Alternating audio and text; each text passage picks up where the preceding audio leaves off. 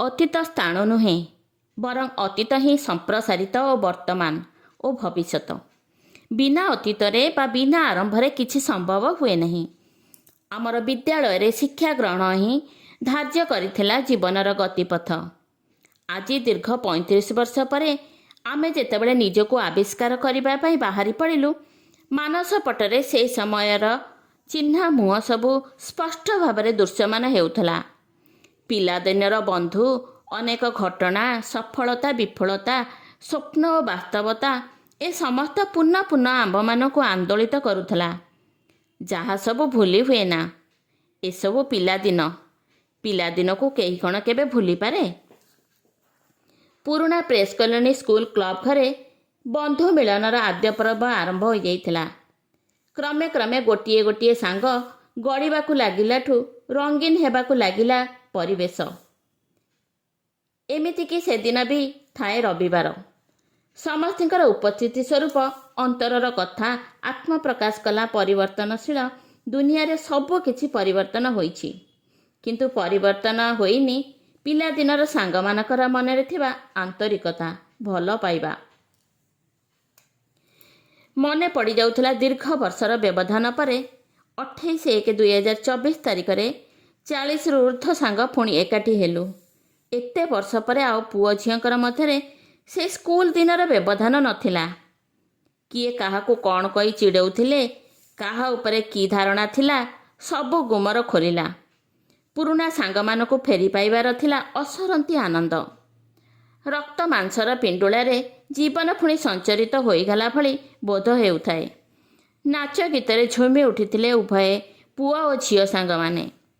ଭଳିକି ଭଳି ଖାଦ୍ୟ ପସରାଠୁ ଖାଇବାଠୁ ଆରମ୍ଭ କରି 1988 ନାମରେ ନାମିତ ହୋଇ ବନ୍ଧୁ ମିଳନର କେକ୍କୁ କାଟି ପରସ୍ପର ଖୁଆଖୁଇ ହେବାର ଦୁର୍ଲଭ ମୁହୂର୍ତ୍ତ ବୋଧେ ଉଜ୍ଜୀବିତ ହୋଇ ରହିଥିବ ଆଉ ଗୋଟେ ବର୍ଷ ପର୍ଯ୍ୟନ୍ତ। ପୁଅ ଝିଅମାନଙ୍କର ମିଳିତ ନୃତ୍ୟକୁ ସତରେ ଏକ ନିଆରା ପରିବେଶ ସୃଷ୍ଟି କରିଥିଲା। ସେହି ନୃତ୍ୟର କିଛି ଦୃଶ୍ୟପଟ ଆପଣଙ୍କର ସାମ୍ନାରେ।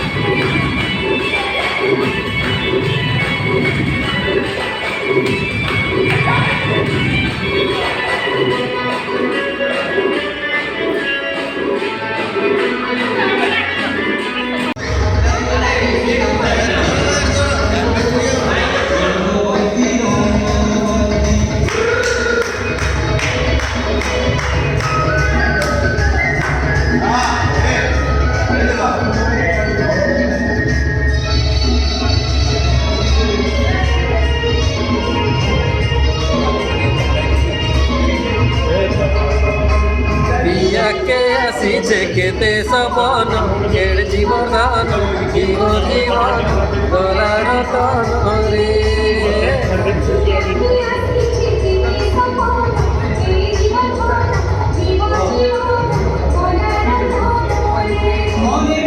মহকনরে বলে মলি মহকন বলে মলি মহকন আহা মদন গিরে মিলন চন চন হে শিবন আয় আহা মিলন আহা মদন চন চন হে শিবন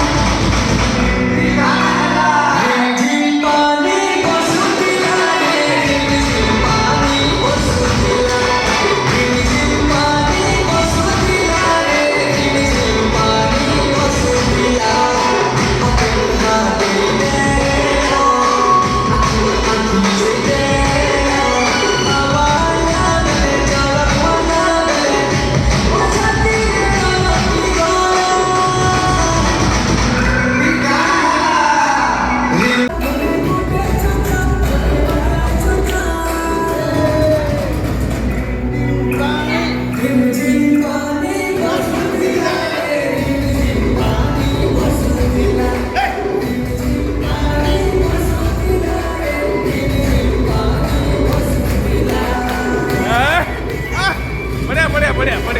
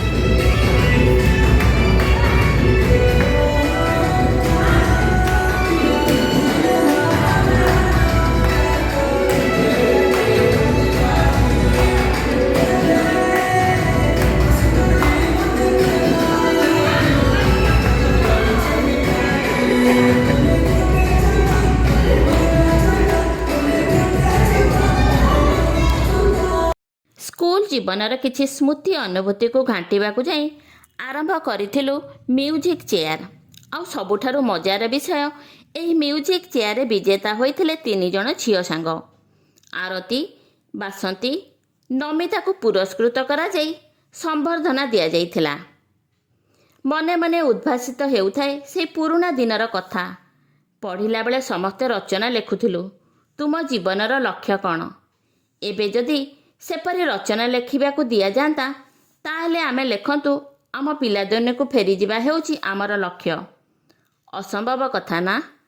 ପିଲାବେଳ ଆଉ କ'ଣ ଫେରିବ? ସମୟ ଅତିକ୍ରାନ୍ତ ହୋଇଯାଉଥିଲା, ଫେରିବାର ବେଳ ଉପନୀତ ହେଉଥିଲା। ସମୟର ପ୍ରବାହମାନ ଧାରା ମଧ୍ୟରେ ଏହା ଥିଲା ଏକ ସ୍ୱୟଂ ସମ୍ପୂର୍ଣ୍ଣ ପରିଷ୍କୃତ ମହାମିଳନ। ଏଥିରେ ଯୋଗଦାନ କରି ଏହି ବନ୍ଧୁ ମିଳନ ଅବସରରେ ଅତୀତର ଗୌରବୋଜ୍ଜ୍ୱଳ ସ୍ମୃତି ସାଉଁଟିବା ପରେ ଅଂଶଗ୍ରହଣ କରି ଅଜାଣତରେ ଆଖିରୁ ଅନାନ୍ଦଅଶ୍ରୁ ବୋହି ଯାଉଥିଲା। ଅନେକ ବର୍ଷର ଆତ୍ମଗ୍ଲାନି ଧୋଇ ହୋଇଯାଉଥିଲା। ଧନ୍ୟବାଦ ସାଙ୍ଗମାନେ।